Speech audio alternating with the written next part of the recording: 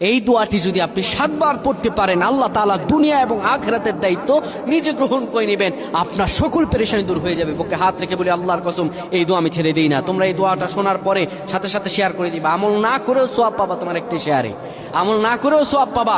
আল্লাহ তাআলার সওয়াব দান করবেন, রিজিকে বরকত দান করবেন, মনের আশাগুলো পূরণ করবেন।